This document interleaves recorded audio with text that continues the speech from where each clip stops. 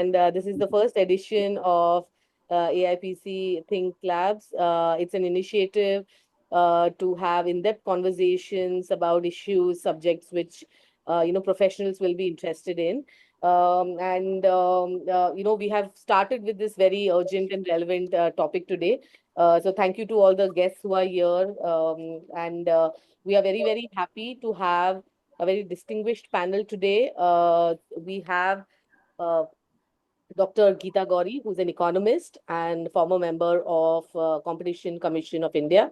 We have Mr. Amitabh Dubey, in charge of Research and Monitoring Communication Departments of INC. We have Dr. Dipa Sinha, development economist with expertise in social policy, public health, food and nutrition, and gender rights. Mr. M.R. Vikram, chartered accountant and former director of Indian Bank and Indian Overseas Bank. Our talk today will be moderated by Ms. Navika Harshe, who is the AIPC Research Vertical Head. Welcome, everyone.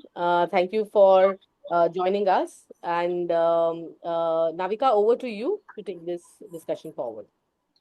Thank you, Pallavi. Welcome all. Thank you all for making the time today on a Friday, which I know everybody has other things to do than to sit and listen to us talk about the budget. So please, thank you all for making the time to come and listen to us. And thank you so much to our esteemed and distinguished panelists. I'm so glad you all agreed at such short notice and agreed to come and speak to us about this. So this is an interesting event because we did an event we had a budget less than 6 months back. And if for all the rest of us who've been following the budgets closely, you realize that everything which was there and nothing from the previous budget seems to be carried forward to the next budget. So every budget seems to be like a little bit of an exercise in creative writing. And while that has been said, there has also been a lot of discussion about how this budget is looking after professionals and middle class. So I would like to start today's talk by asking Mr. Vikram to talk to us about this, about how he sees the budget and especially the new tax exemptions and the new structures and what he thinks are the macroeconomic implications of this. Mr. Vikram? Thank you, Navika, and thank you for inviting me on this distinguished panel. I would like to start with what I think is the first problem with this budget, is that there is no mention of a census. So we straight away know that this government does not think much of having reliable data. I actually searched for the word census in the economic survey, and it appears only 6 times. And each one of those times, it refers to some data in 2011. In the expenditure budget, none of the items refer to the plan of when they want to have a census. But the more interesting point is there is a row called economic census. And this year, they have allocated 1 lakh to it. So that straight away shows the seriousness of what the government thinks of how they should work with data. And when we don't work with data, I do not know how they make these decisions on the many programs of Manrega or food subsidy or service Shiksha on a variety of things. So my argument is that the allocation to these programs are coming down, especially in the social sector, because the government does not want to face data realities. That's my first proposition. The second thing is that we must congratulate the government for their strong focus on fiscal stability. And I think that when they say that their fiscal deficit is now only about 4.4% or 4.7%, it's a remarkable achievement. But how did they achieve it is a question which we have, all of us have. And it's a very simple analysis how they achieved it. One, they have reduced allocation to the transfer to states. 2, they have reduced allocation to capital expenditure. 3, it's very interesting to note that they reduce allocation for the welfare. There is a statement called allocation for welfare of scheduled castes. In every item in welfare of scheduled castes, the allocation has been reduced. There is a schedule where there is call about allocation of scheduled tribes. In every item, they have reduced. The Ministry of Minority Affairs, there's a budget last year of 1,517 crores. They spent only 340 crores. The Department of Rural Development, the gender budget for women, has come down by almost 22,000 crores. And as expected, the Awas Yojana has come down by 22,000 crores. Transfer to states has come down. So what does all this mean? All this means is that the government's priority is exchanging fiscal stability and exchanging, compromising on fiscal discipline and choosing where it should compromise. They choose to affect the poor. It is here I come to the third point. The tax relief they're claiming for the middle class. And there's a major tax relief they've claimed, and they say that it saves them 1 lakh crore for the middle class. Firstly, I think that that number itself is a grossly exaggerated number because it's already now up to 7 lakhs in various schemes that it's tax-free. Now that 7 has moved to 12 under various schemes. So I don't think that figure of 1 lakh crore is correct, but in the absence of data, I will not be able to guess what the correct number is. And second, the problem in reducing taxation for the middle classes, we assume that whatever they reduce is used in consumption. That may not be a correct theory either. It may just go to bank deposits, it may go to reduce debt, and to assume that the middle class will now take the responsibility to boost the demand side, I think is a myth, and this needs to be thought of. The fourth thing I would like to say is that in every index of the demand, there is a recession. And here I would like to refer to the macroeconomic framework statement. Their GDP at market prices has come down, the growth has come down from 8.2% last year to 6.4% this year. Index of industrial production is come down from 6.5 to 4.1. Consumer price index is softened. Money supply has come down from 11 to 9.3. Now, every indicator says that this year there is a slowdown as compared to last year. But we choose to ignore it. And we are talking about, like what Navika said in the beginning, we are talking about new schemes, new words, but we forget the last year's words which we have used. 2 years back, we talked about the great millet revolution. We coined a new word, Shri Anna, but the allocation to that scheme has stopped. I think that the government must make a conscious decision to have increased allocation to education and health. And that's the fifth point I would like to make. There is no capital expenditure allocated to the Ministry of Education. Zero. And the health, it is about 3,500 crores.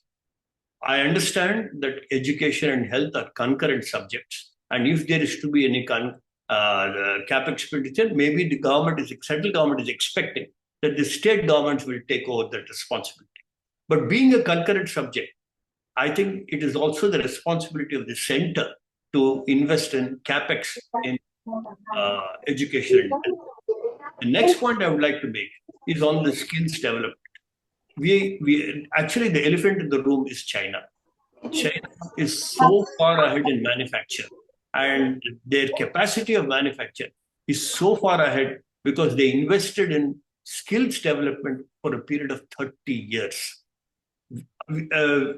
The launched a scheme called PM Viswakarma scheme, and funds to it. Utilization is less than 40% in that scheme.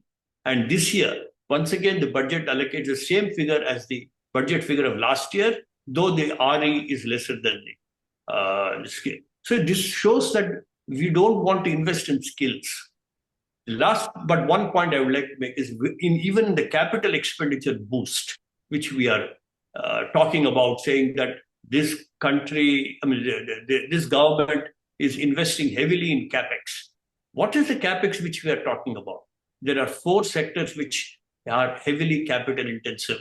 1, highways; 2, railway transport; 3, defense; and 4 is a transfer to states. These are the 4 areas. This year, capex has come down by almost about 80,000 crores, first.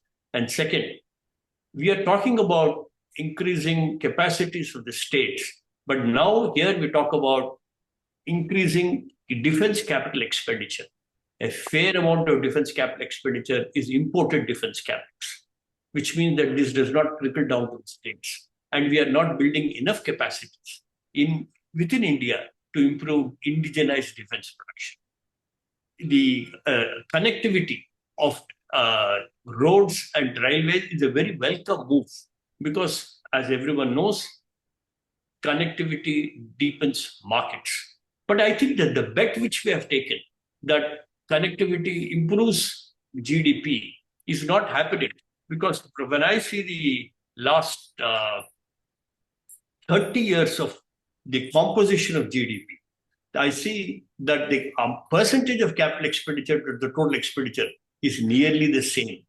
So the bet which this budget is taking, or many budgets in the last 5 years are taking, that if you spend capital expenditure, it'll increase demand, I think that is not happening.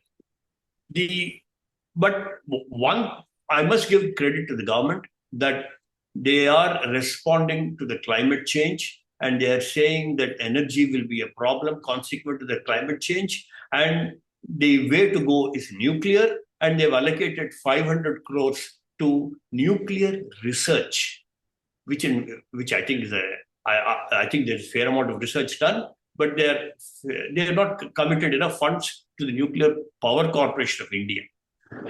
The last thing I would like to say is, if you read the economic survey, if you read the budget, if you listen to the finance minister's speech, the constant refrain is that they have not been able to achieve the targets in the budget because general elections are to blame for any slowdown. I would like to think that if I listen to them, that is the first time India is having general elections. And because of that general elections, they were so disturbed that they were not able to go ahead with the budgeted program. I will stop here and we can discuss later.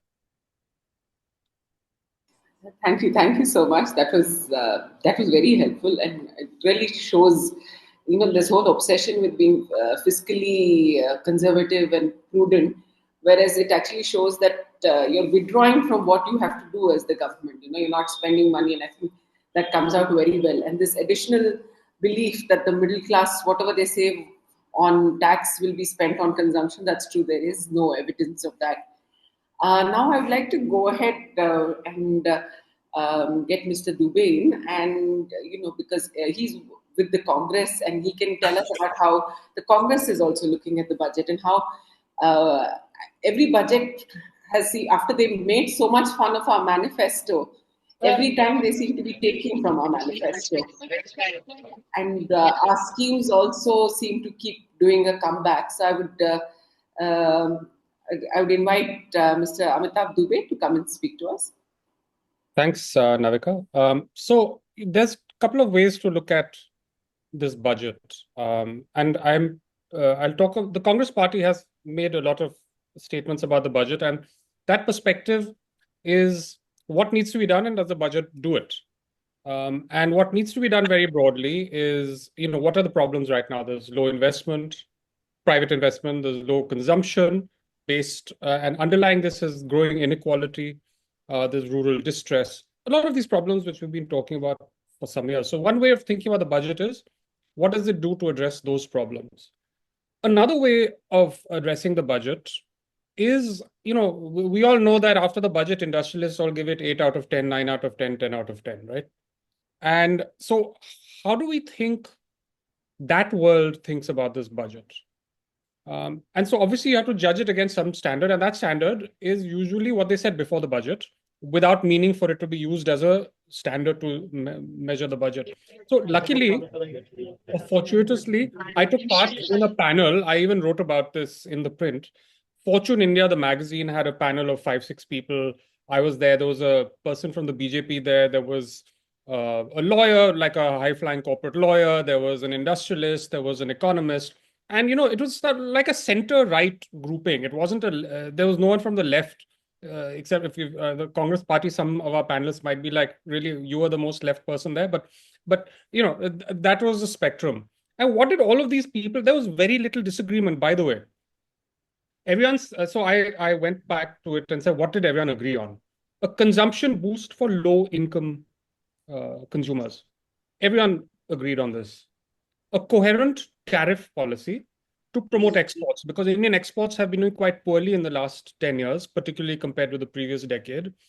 And this is a very protectionist government, which has been raising tariffs very dramatically, as Arvind Subramaniam has catalogued. And third, related to the jobs issue, focus on manufacturing with a special emphasis on MSMEs. So just the point I'm making is that a center-right group on Fortune India said, this is what needs to be done.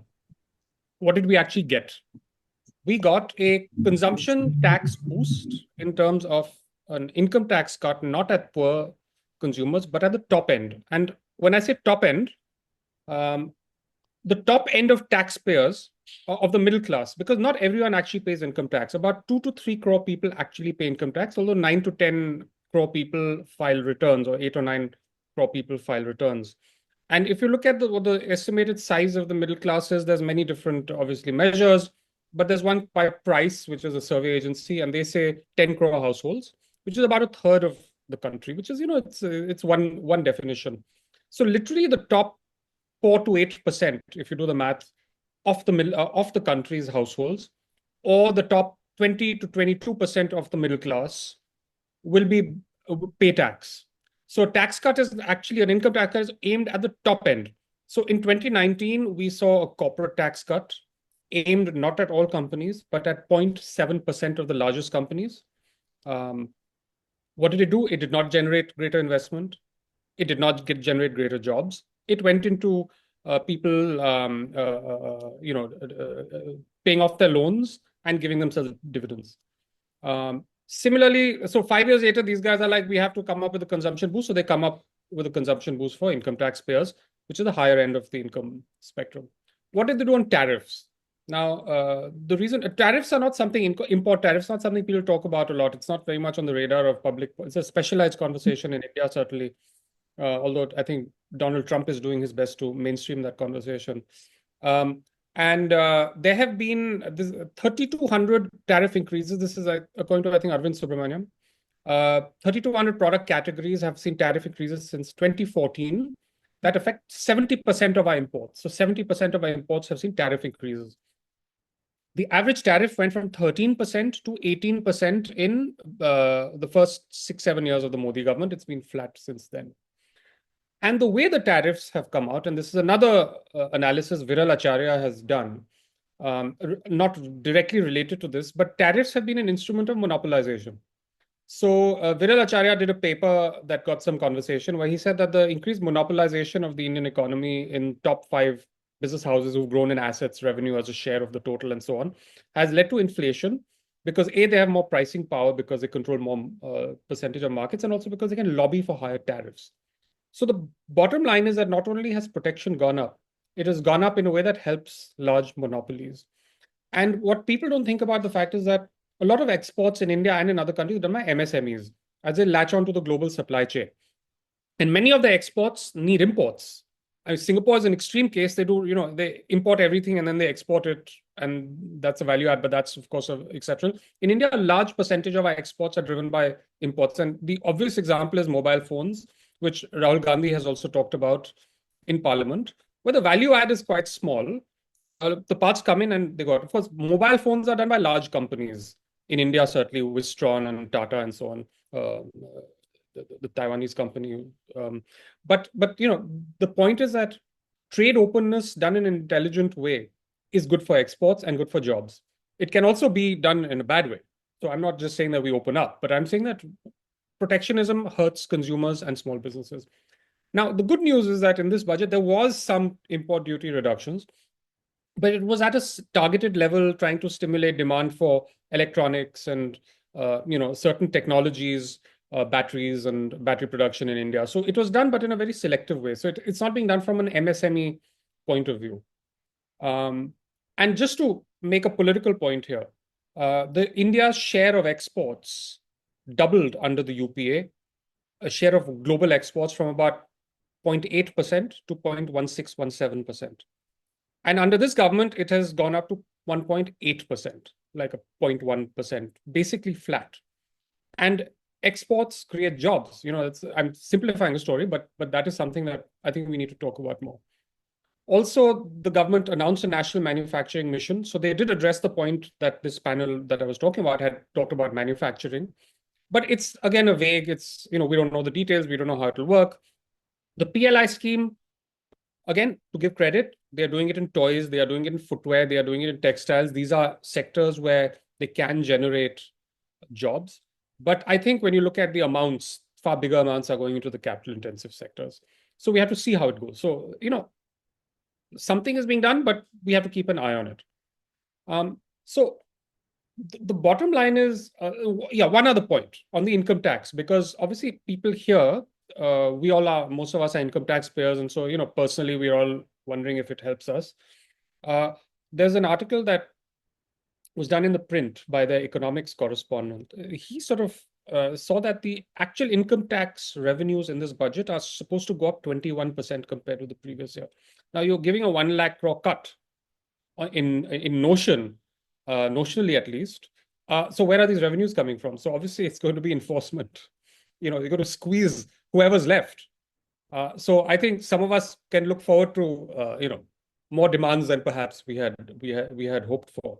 And the irony is that the economic survey, which of course in many cases the economic survey has nothing to do with the budget, but the economic survey says we have to do ease of doing business, and this budget certainly indicates that we might feel a bit of squeeze about those of us who actually could end up paying income tax.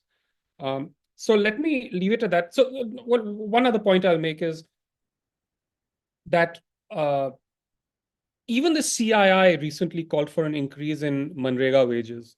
Congress party, of course, been doing for a long time. In our manifesto last year, we had said we will raise Manrega to 400 rupees.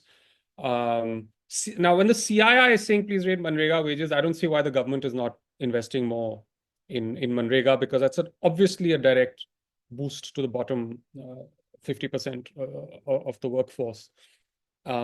Particularly because it then has a minimum wage impact also, which was actually the original point of Manrega, was not direct employment, but it was the indirect effect that was supposed to be even more important. So anyway, so broad point is there were some somewhat interesting steps. We have to see how they're, but overall, does it do anything to reduce inequality? No. Does it do anything to shift the focus away from the large monopolies to smaller businesses? No. Does it do anything for smaller, poorer consumers? No. So from that point of view, it's a failure. And even a center-right group that I took part in Fortune India would, off the record, be disappointed based on what they themselves had said. So it's quite a talent to not antagonize, but it's quite a talent to be disappointing from across the ideological spectrum, from pro-market people who are desperate for the economy to be revived through a pro-poor injection to progressive side who, in any case, believe that the lower half needs to be catered to much more. So let me leave it at that. Thanks, Amitabh. That's really interesting that you have the pro-market people who are also looking at them and saying what is happening with your policy. And at one level, we're constantly saying that we're pro-market, but we're also increasing tariffs. So what's happening there? And I think this also is a good segue to get Dipa Sinha to talk to us when we talked about the MNREGA wages. Dipa, what would you say is happening with the budget in the social sector? And can you hear me? Yeah. Thanks, Navika. Thank you for inviting me as part of this panel. But I would like to say, which is what I told you when you invited me also, I think especially in relation to the social sector, there's really nothing new that I could say. You can record what I said 5 years back and replay it. It's the same story that's happening every year. But still with the hope that there will be some attention to the various social sector issues. I'll repeat what has happened in each of the sectors. But before getting into that, taking off from what both Vikram and Amitabh said, there was at least, I think, one thing that was one hoped might be different in this budget was that in the last few months, the mainstream newspapers, not the Jholawalas, not the Andolan Jivis, but regular mainstream market friendly people were also saying that there is a problem of demand, that there's a problem not just of rural demand, but urban demand as well, and asking for greater spending. So, for instance, even the CII, I think it was in November, met the finance minister and said that the budget that's coming up should really take this seriously. And they had a whole host of suggestions which were quite unexpected for a body like CII. They said the Narega wage rate should be increased to at least 400 rupees. They said that the PM Kisan amount should be increased by, I think, 50%. So they had these things where they very clearly said that what this whole issue of private investment not coming through has a link to there not being enough demand. And even industry felt that the way demand can be increased would be to spend and spend in a manner where they would put money into the hands of people who have a greater spending propensity. And that has not happened again in this budget either, despite across all the spectrum, people saying that this is what is needed. It's quite also one doesn't understand what the logic is for this kind of a pro-cyclical policy where there is a slowdown, there is recession, there is a problem of demand, but you still focus mainly on fiscal consolidation, where your fiscal deficit is actually reducing, your overall spending as a proportion of GDP is going down, and your tax collection is also reducing. So obviously the sector which is most affected where the budget cuts are happening is broadly the social sector, and that is what the numbers show as well.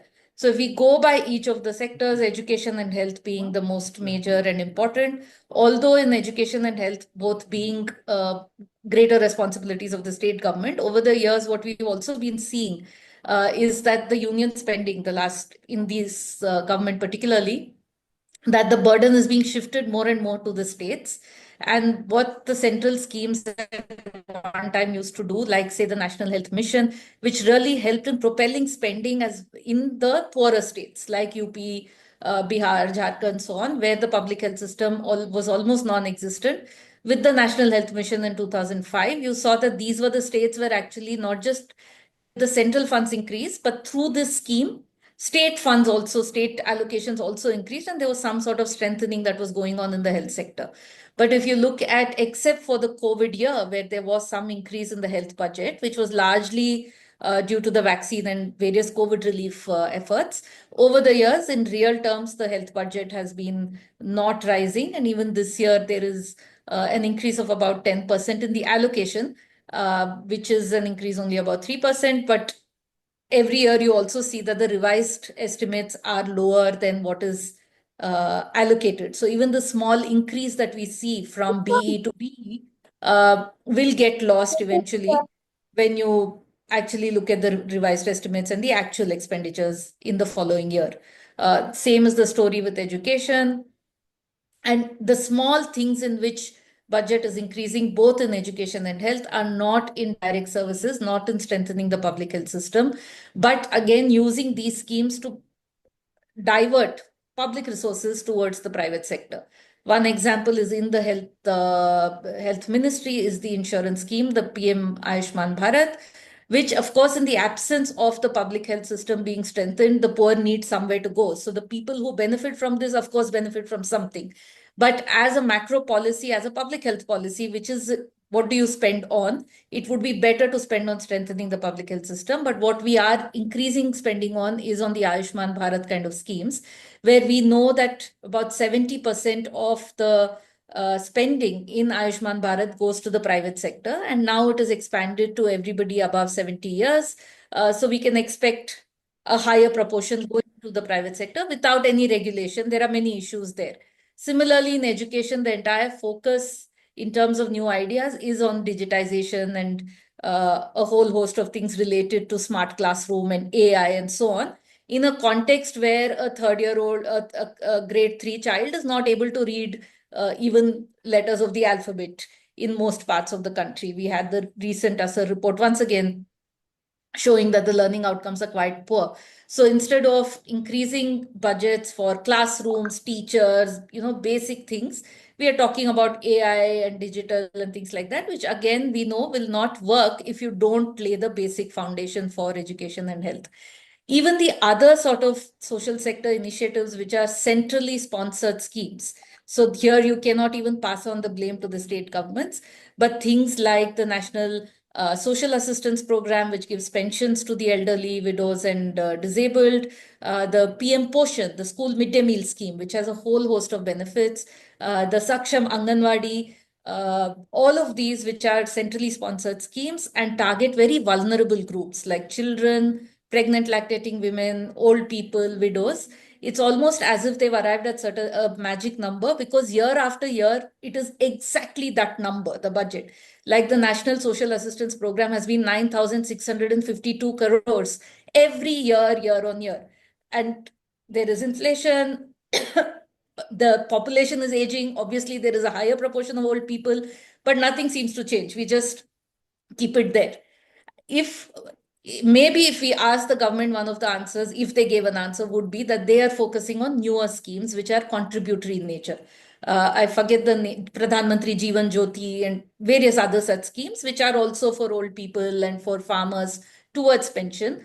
But if we look at the numbers of all these, of the uptake in these schemes, you see that not even 10% of what was targeted in the cabinet notes and the scheme guidelines have been achieved in any of these, which again clearly tells you that the country is not ready for, again, given the high level of informal employment, that most of the people are still not ready for these kind of contributory schemes where they have to commit to whatever it is, 50 rupees, 100 rupees a month for their entire working life to be able to get the 3,000 rupees when they retire. So you see a shift in resources towards these schemes, but when you actually look at those schemes, even there is no expenditure. Every year they allocate some amount and then the revised is lower and the actual is like almost nothing. And when you look at the number of enrollees, that is also much lower than what they themselves targeted. So the social sector, of course, is almost like a residual. I think the way it happens is that you think of the tax and estimate the revenue, you decide what your fiscal deficit is, you allocate for everything else which you think is important, which is probably capital expenditure and defense and a few other things. And then whatever is left over becomes the social sector, which is always therefore squeezed and not enough even in relation to what Government of India itself over the years, even under the UPA and NDA, has said that the Government of India should be spending. The National Health Policy 2017 said that by 2025, we should achieve 2.5% GDP spending on health. We are still at some 1.6%. So there is no way, obviously, this year suddenly we are going to achieve anything. So we are not moving on the path of what we have said that we should be spending on these core sectors. And this, I think, is important even from a long-term view, that you cannot talk about skills of being a knowledge economy and all this that one speaks about when your basic education, health is not in place. So I just want to give one anecdote and end this bit of it on this importance of the social sector for the economy. I was recently in Gujarat talking to some young women, young first generation educated women in rural Gujarat on what their employment opportunities are and so on. And it was at one level quite heartwarming because I was speaking to this set of girls who had actually managed to get themselves a job in an automobile factory close in the nearby town from where they were living. But one of the criterion to be working there is that every 3 months, they actually do a blood test and a BMI for all these girls. And if your hemoglobin is less than 10, they're actually asked to take leave, go home, eat well, and come back. That an automobile factory thought that this was necessary to do. Then I asked them, okay, what do you do? What is your job? They are on the factory floor, they're standing and they're spraying paint and they're doing things like that all day. But we have this whole set of young people where we keep talking about skills, but I think this is clearly, you can see what the impact of not investing in health is actually doing to our youth and even their employment opportunities. There was one girl in the group of 5 I was talking to who had worked for 2 years and then her hemoglobin was low. So she's been at home for 4 months, just waiting for that hemoglobin to magically go beyond 10. I don't know how that is going to happen, but there is no service for her, nothing telling her how her anemia can be addressed. And if we look at the budget, there is nothing for this girl in that budget. Thank you. Thank you, Deepa. That was really very useful. And it, I think, also ties into the point that we're not even doing the census. So we don't even know how many people are there and which state they're in and what's happening. And it's also shocking that year on year, so many parts of the budget are just not moving. I mean, inflation is picking up, but we don't want to do any increase in any budgeting for this. I have a small anecdote which I think also ties into your earlier story about how people are not able to think of the future. We were working with women on trying to get them to start pensions. And we would tell a lot of women, very young girls, it's understandable. I mean, at 20, you can't imagine you'll ever be 40. But even 40-year-old women, they're like, what pension? We'll be dead. Or, my children will take care of me. This idea that we have to save somehow doesn't fully come in. Now, slightly going back again to, what we were talking about with Amitabh on monopolization. The government now has said that it's going to have a high-level committee to deregulate the government, and even the economic survey this time came out with something called the "Get Out of the Way" policy for the government. So I'd request Dr. Geeta Gouri to come and speak to us about regulation and what it means for the government to get out of the way. Thank you, Navika. Can you hear me? Yeah, we can hear you. The entire interesting thing is that the government suddenly has come up with this idea of deregulation. And it is out of nowhere in the economic survey. And then later on the budget, they seem to want to get out of it. But they have never explained actually what they mean by regulation. And that becomes a major problem to understand. Because as a former regulator and someone who's been in this aspect of it, there's so many dimensions of regulation that one has to look into. If you are interested in exports and you're interested in imports, regulations only look at taxes, duties, excise duties. They're the ones that they regulate. This is the sector I encourage. This is the sector I discourage. This is how I allow imports to come in. But in terms of looking at it in terms of lowering the cost of business, that was the point that the economic survey made, and it got emphasized in the budget also, was to make a significant contribution to economic growth and employment amidst unprecedented global challenges. And that's why they say we should go in for deregulation. So I looked up what could be done about regulation itself. Now, what regulations are required? What are the regulations that have to be removed? You see, earlier when we were setting up the commission and there were an inquiry into regulations and seeing what has to be removed, it's a very big exercise. And there are certain sectors which are natural monopolies, and their regulations would have to continue. Now, in the 1991-92 liberalization, they looked at where public sector will continue have a presence in natural monopolies, and the private sector would be allowed to come in. But if you're allowing the private sector to come in also, there has to be some amount of regulations. And the regulatory committees that were set up and which were very important was in the telecom sector and in the power sector. Now, in the telecom sector, what has been important is the fact that a large number of private sectors have come into play. And when the private sectors come into play, the telecom regulator has to make sure that the tariffs that are set there are almost, those are competitive tariffs. You cannot have something that doesn't become competitive at all.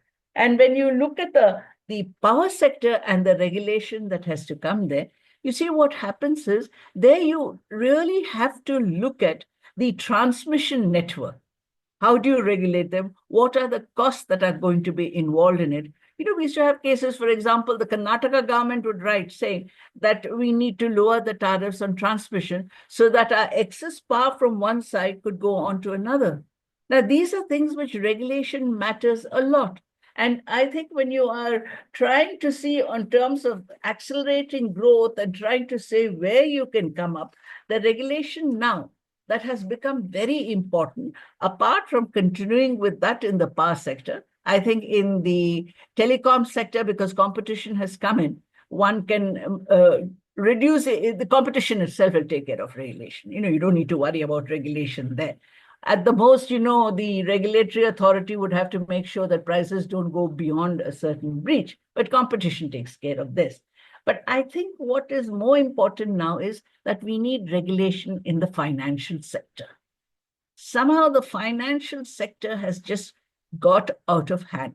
And when I mean the financial sector and regulation in the financial sector, you have to look at it in terms of not only banking, but also NBFCs, and see what is the rate that they're maintaining.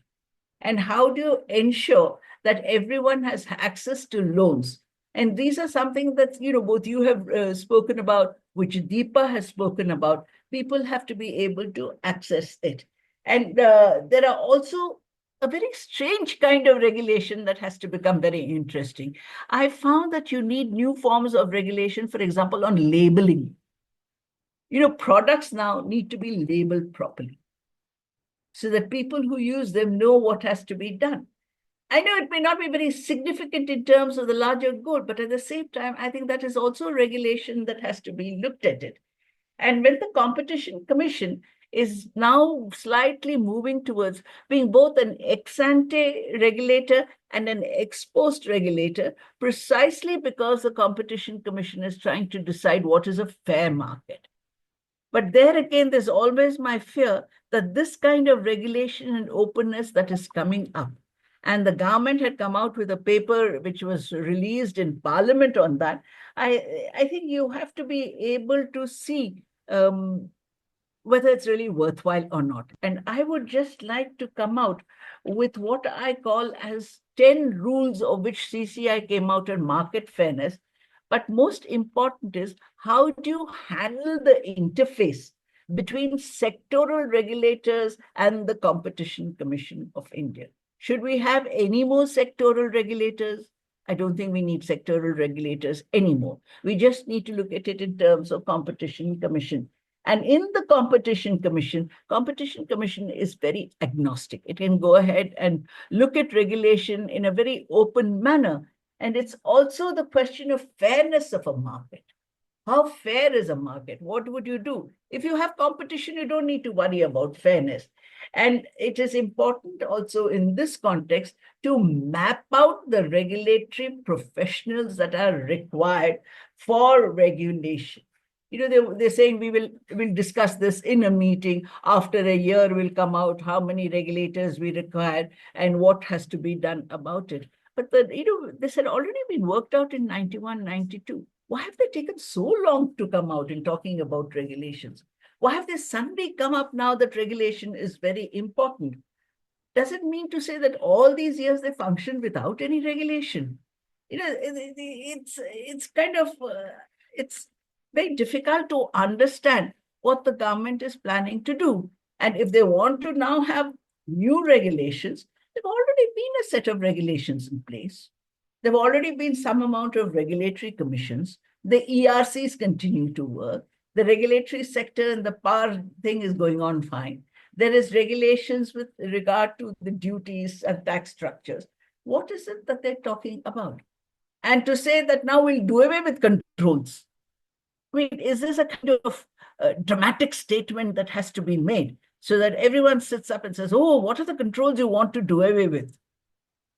And that, I think, has to be looked at again. I think I've said enough about regulation because it's so difficult when both the other speakers, Vikram, Amitabh, and Dipa, have gone into so many details on the budget. And for me, the entire concern is what is this frivolous attitude that is taken place both in the economic survey and in the budget, that we will now have to look at regulation and do away with it. And what do you mean by doing away with regulations? What regulations? You have to map it out. You can't just say, I'll do away with regulations. There will always be regulations. It's not a question of everyone's free flying everywhere. Thank you, Dr. Gouri. That was really useful. And I think what somehow is coming out through all our speakers is, in some ways, the government is just giving up its role. You're claiming to be fiscally responsible and letting a set of population suffer. You're not increasing your budget size and not caring about people. And the other extreme is that you're saying that you won't even regulate. And and then there is this constant monopolies which are getting built. So I think this is like a larger, slightly more scary picture which seems to be emerging about the economy, where the government is just not taking any accountability or responsibility for anything that's happening. I would like to open the floor for questions. I'd request people to ask their questions, the audience, if there are any questions which you would all like to ask.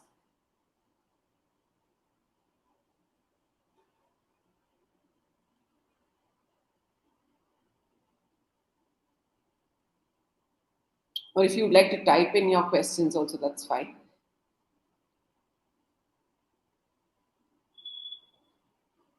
May I? This is Dr. Lubna from Hyderabad. Yes, please. Yes, please.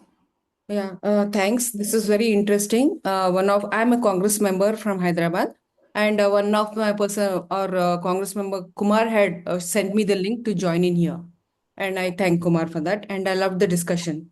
For me, what I think is that when we have the preamble, where there is an epistemic words such as being socialist, being democratic.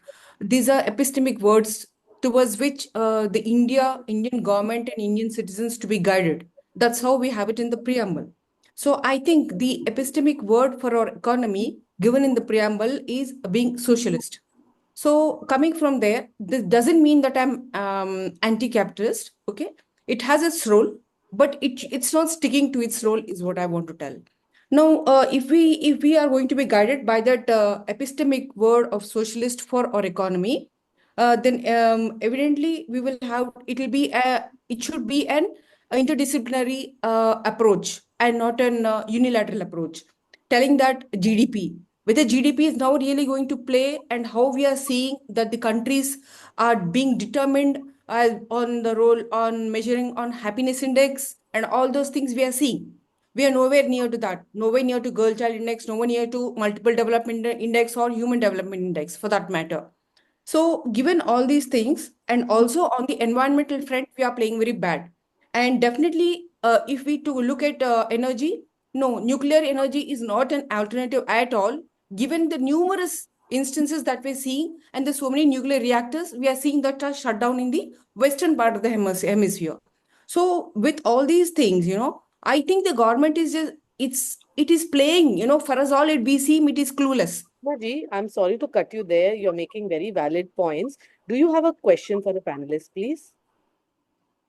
Oh, yeah. Okay, then if I am here, I mean, I didn't presume that I should only be there for questioning. No I'm problem. sorry. No problem Okay. at all. Yeah. Then I will come. If it is about questioning the panelists, then I would like to say that this budget is not about socialism, and also not handling the key problem of economy, which is the degrading environmental point.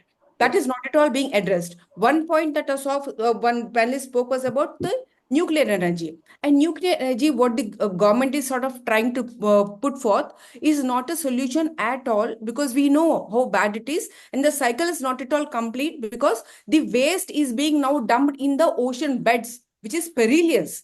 So all these things are happening. So nuclear energy is not an alternative at all, and it's not clean energy at all. So that's not a thing. So how can, for me, India, as an Indian, we from India, we are in a position to give many alternatives that are natural, that are organic. We can do that to the world, telling that whether in transport or energy or any other things. But we are not doing that, whether it's in agriculture by organic, or whether on energy, or whether on transport. We're not giving alternatives, and we're simply trying to see that we are satisfying the world, so-called world norms. So this is where I'm just trying to Thank you, tell. Loknath. Yeah. Thank you for your time. Yeah, thank you. May Any? I ask a question? I'm Yes, Satish please. Murthy from Mumbai. Yes, please. Yeah, anyone from the panel can answer this. See, broadly, I understand from the discussion, as also from the print of the budget, is that they are going low on the social expenditure and showing good fiscal discipline by cutting the deficit as per the target. Now, I just wanted to understand what is the mindset of the government? Where are they heading?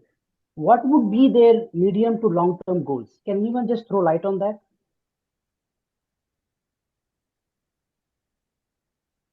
Any of our panelists, anyone would like to take that? What are they thinking exactly when they're following, when they're doing these kind of policy actions? I think in one sense, this government promotes crony capitalism. And how exactly is that? So if they're promoting infrastructure, and if they're promoting defense or highways, they all involve contractual obligations in a public-private partnerships. Once that is, if that seems to be the strategy, obviously they are for capitalists or people who are likely to make money and promote a kind of crony capitalism. I think this government's approach is that the poor can wait while we promote these sectors of defense, railways, and construction. I mean, it's a very, if you ask me, the poor have no place in the argument of the government.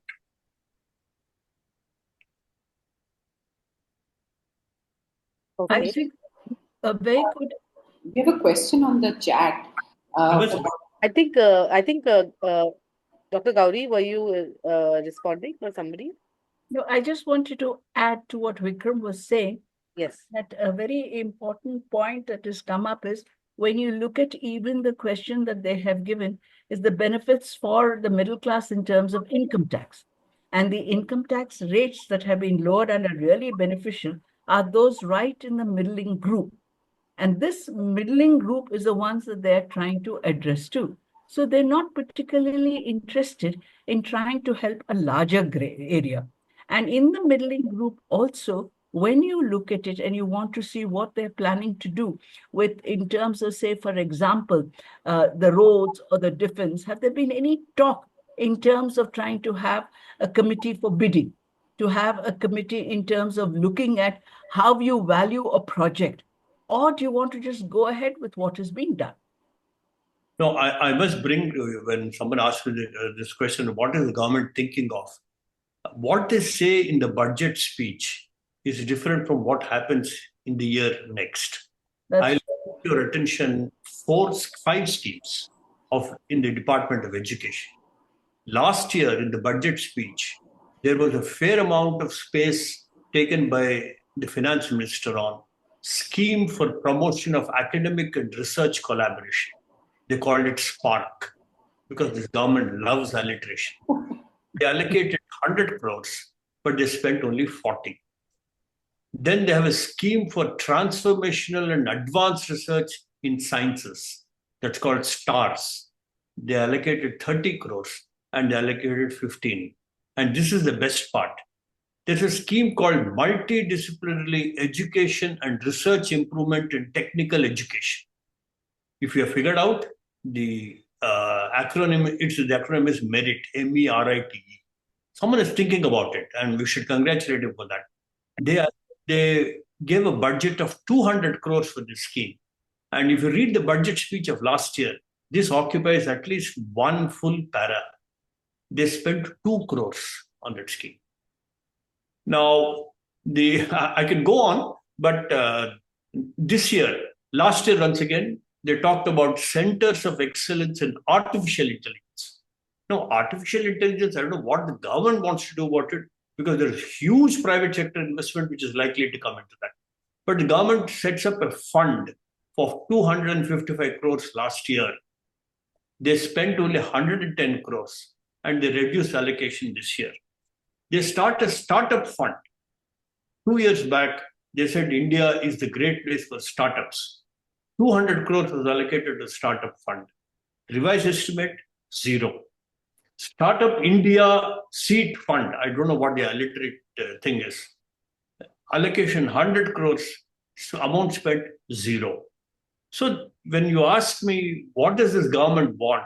I think what this government wants is rhetoric. Wow, that's Can I just add that, I think you should write this up. This is just a perfect analysis on its own, what you've just said in the last few minutes, if you haven't already. yeah, true. I think that sums up the budget really well. We had one question on chat for Dr. Gouri, so I was just thinking maybe we could take that. I mean, I thought it was a nice point to end, but this question is there, so we should ask it. So the question is, how does the budget impact competition in key industries? Does it favor big corporations while leaving professionals and small businesses struggling?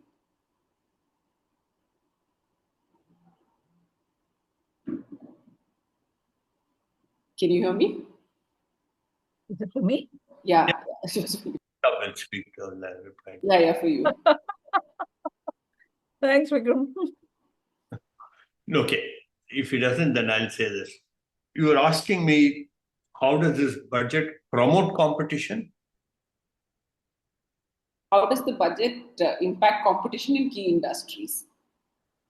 Does it favor big corporations while leaving professionals and small businesses struggling? There's no doubt that it favors big corporations. And I must admit that the big corporations are competing with each other. And if the big corporates are competing with each other, it's good for the consumer in one sense. If you notice, Asian Paints is the dominant player in paints, and Birla has now entered that.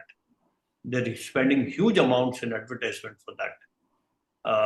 Reliance has entered fashion. Now Birla has entered fashion. So competition, the environment permits big corporations to compete. In that context, if you ask me, what do the small professionals feel? I think they can happily feel left out, because the kind of businesses they're promoting are basically capital intensive. And small professional businesses cannot sustain within themselves this kind of competition. But in the larger context, I think these large companies are competing, and there's an environment for healthy competition, I must admit. We have another question for you directly, which is, are we not expecting the lowering of tax collection significantly due to 12 lakh rebate limit? This would certainly increase our fiscal deficit. It will. I mean, I would expect that what they will do is that if the tax rate is lower, they will compromise more on other expenditure. So because the policy of the government seems to be to control the fiscal deficit. Our next question is, what are the measures in budget through which government aims to improve the growth rate of receding GDP? Amitabh, could I ask you to take this? So there's obviously, they've been doing supply side measures for many years. They have not worked. Private investment remains much lower by historical standards. So now they decided, everyone's saying consumption, chalo consumption boost kar lete hain. But they're doing consumption boost in an area that I don't think is going to have, it will have some impact, but it will not have the impact we need, because maybe the segments which the middle class consumes, those product lines, companies might start investing, but the economy is very large. The demand is, the demand from the bottom half of the population, or bottom 80% of the population, not addressed by this. Maybe they think it'll trickle down, but certainly the corporate tax cut didn't trickle down, different mechanism, but didn't trickle into any investment. So I think the amounts are a bit on the small side. I think someone estimated it's 800 rupees per Indian, the stimulus, which, I mean, it's not really going to move the needle. The other way is PLI. They're trying to get these toys, footwear, textiles industry to start investing. But the only allocation they made, as I remember, is to textiles. I don't think toys and footwear have any allocation as yet. So we'll have to see how that pans out. But again, the PLI is a different story. There's a lot of criticisms of PLI, which is basically that, does the production sustain beyond when the scheme has a sunset? After X number of years, they will stop paying those companies. So will those companies continue to make those investments? That will depend on the business environment. So there's some questions about it, but I don't want to sound too negative and say everything's wrong. But even though, I'm institutionally incentivized to do that, but basically, I'm skeptical. Let me leave it at that. I must say this in a context, sorry. Has there been a structural change in the GDP in the last 20 years? In 2004-5, private consumption as a percentage of GDP was 56%. In 2014, it is 56%. In 2024, it is 56%. Government share in GDP, 2004-5, it is 10%. 2014-15, it is 10%. 2024-25, it is 9%. So, I'm not an economist, but definitely what either the UP or the India government is doing, they have not been able to transform with their initiatives to mobilize private investment and to make it a larger percentage of GDP. That's all I would say. The thing about competition, which was asked about, and why they've been ignoring it completely, is there's no consistency. What they say one year doesn't function the next year, and what they say the next year doesn't function in the third year. Whether it's in terms of allocation or whether it's in terms of amount of funds that they're willing to share. Now, this gets very, very obvious also in certain schemes. Competition means that you have to allow for it to continue continuously. See, you don't keep changing things. You don't change schemes. And one glaring thing that they have changed a lot, which hasn't been spoken of, and which I think has to be taken up, is with regard to the allocation to the SC and ST groups. There's been a drastic reduction that has now been allocated to them. So, it's a sort of combination of trying to get to the big group, finding that they are benefiting from it, and at the same time, not having a consistency in policy. And that is why when you look at regulation, I think what is very important, a professional will look at it, there has to be consistency, there has to be accuracy, and there has to be honesty. If I can just add to that, I think when your marketing goals are much more important than your product goals, that's what will happen, because they decide what narrative they want, they generate the headlines for it, and then next year they're like, we need another bunch of headlines. So then, implementation is of secondary importance. So they're only trying to get attention to themselves. Rhetoric, as Vikram said. I have one question, Geeta. Yeah. And this is both to Amitabh and then to Dipa. This was supposed to be the economy. Actually, I think professionals across startup people were already experiencing the slowdown in the economy. This was a much awaited budget, right? And it had a 2 day of social media general sentiment on the 12 lakh thing happening, and then it just fizzled out. So the question is that how close are we? Because eventually when economies collapse in a big way, it's the middle class, low middle class, which suffers the most. So how far are we? Is there an end game that's going to happen? Because if the economy is going this way, is there an end game that's going to happen soon? How soon is? Or is this the government just going to wing it and we are going to be in this continued economic funk? What do you see? And then, of course, Deepa from the social sector in particular, if you could have a view on that. I think we're going slowly towards disaster. Yeah, The how far? economy is really going down. And my worry is that by the time, a few more years go by, I don't know what is going to happen to this economy. Because what one should look at it is not just GDP, but you should also look at it in terms of employment. What is happening to people? Are they getting employed or are they not getting employed? They may be getting employed. I mean, you can always find a thelagadi and start off something. But is this the sort of employment they require? This is the same thing about skill development. What sort of skills are you giving them? And when you look at the growth rates, I am worried. And I don't think we're making much progress. And I'm mainly worried of the fact that the economy will be slowly crashing. I shouldn't say crashing, but slowly dying out. Amitabh, any view on the end game? How it's going to pan out? There are, at this point, in my opinion, there are two risks. One is what Geeta had just described. Basically, we're growing at 5 to 6%, and that's a middle income trap right there. We're not going to get anywhere with this kind of growth rate.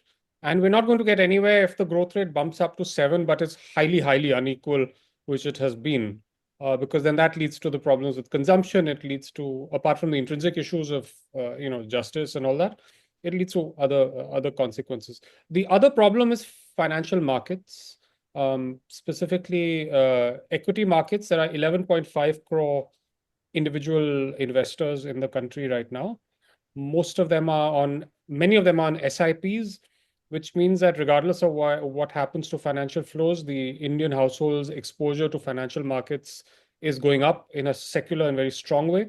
So, it's a cliche in financial markets that, the foreigners, when they're getting out, you should keep an eye on what the foreigners are doing because they're quite smart and they have options, around the world.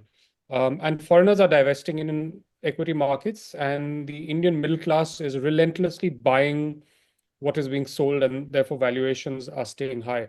So if that turns, we now have a much larger population of exposed individuals, families, and speculative, a lot of day traders and all of that. So that could actually be a disaster. The first thing could be a slow motion disaster. This could be an actual big disaster if something happens to financial markets. Okay. Thank you, Amitabh. Deepa, anything? Yeah, on the GD, I don't want to predict, but all the signs seem like we are moving towards disaster. But I think it's also moving beyond GDP. No, of course, the growth rates are low, but it's also the nature of growth. And we are seeing increasing wealth, everything we've been talking about, concentration of wealth, and that the growth, whatever growth there is not generating employment. I think that is a very serious concern that's happening across the globe, but in countries like India, where we have still not reached that kind of structural transformation, where half our population still depends on agriculture for their employment, I think this addressing the issue of growth not generating employment is a larger question, which definitely it cannot be addressed in one budget, but as an overall macroeconomic policy, we are not thinking about it enough. And that, for me, I think would eventually create some kind of a crisis.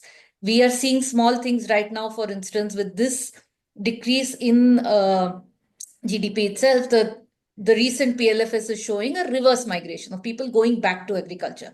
Now, what does people going back to agriculture mean? It means that they have no other work and they're going back home and everybody is underemployed. Now, how much of that can we really take if there are no jobs created outside of agriculture? And if any of the job that is created is informal, poor wage, really not enough income for any kind of upward mobility, what would that mean? I think is the bigger question. Thank you, Deepa. Could I ask a rhetorical question, sir? Could I ask a rhetorical question, please? I think we'll just take one last question and then we will close the video. Thank you, Ayushman. Welcome. Yeah, thank you. I was reading my economics and Dr. Manmohan Singh had become the finance minister, and this particular it was recently getting some publicity after he passed away. in which he said that if I make a wrong policy, I mean, I'm paraphrasing, if I make a wrong policy, million people get affected or die. Yeah. So my point is that this particular government, the budget is one thing, everything seems to be wrested from them. The intention is not there. We saw the Gujarat model.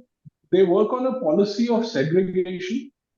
My point is, and whatever they have done in the last decade completely points out, Amitabh was saying that I don't want to sound depressing. I am sounding depressing because I feel that reconstruction is going to take the best out of everyone, each one of us. Now, my point is, my question, rhetorical question is, are we going to see a increase in corporate tax this year after the budget has come out, or are we going to see the GST rate, the ceiling being broken? That's my rhetorical question. And any of the panel could answer this.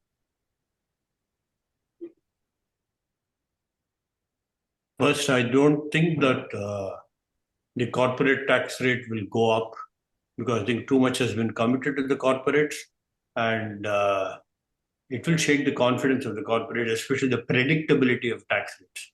So I don't think that in the near term there will be a change in the corporate tax rates. And first, and second, I think in any case, you are right. The tax rates are some of the lowest in the world, and they deserve to be increased. But they are already committed at these rates, and I don't think that will go up. As far as GST is concerned, frankly, the best way to improve demand is to reduce the GST rate, even because everyone pays GST, the poor pay GST. So the rationalization of the GST, the rationalization of the input tax credit scheme, extending the input tax credit to petroleum products, and giving more power to the states to collect that kind of revenue, making a separate, it need not be CGST and SGST, need not be 50-50. These things have to be done, and more money has to come to the states. I think the GST Council must be wise enough to understand that states and local bodies are in a better place to spend this kind of money than the center. China did that for 30 years, and that's why where they are. There's intense competition across provinces in China. And the competition is largely because heavier taxes devolution has been there on local governments. India, for some reason, is still, not for some reason, for obvious reasons, is concentrating on the center. So in summary, I would think that don't expect an increase in corporate tax rate, and a lot of rationalization has to be done on GST. Thank you. There's one question which I'm tempted to sort of ask the panelists, and this is from the chat.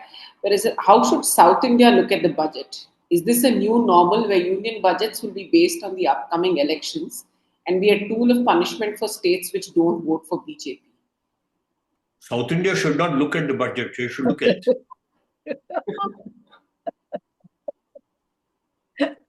But I do want to add, as a South Indian living in the north, I think South India should not assume that they are not voting for BJP. That's also Not right. Not all South India is now the same. And during election year, South India also benefits. There was, I remember a few years back, the year there was election in Tamil Nadu, they got some highways. This year, Bihar has got Makhana scheme. And there is Chandrababu Naidu, of course, always who needs to be pleased. So I think on this, South India doesn't have to feel so. Actually, on this point, on a serious note, I didn't have time to do it. I had the same doubt whether the allocation to the transfer to states, each state has got its due share as per the Finance Commission. Somehow I have a feeling that Telangana, Karnataka, and Tamil Nadu and Kerala may not have got it, but I have no basis for that.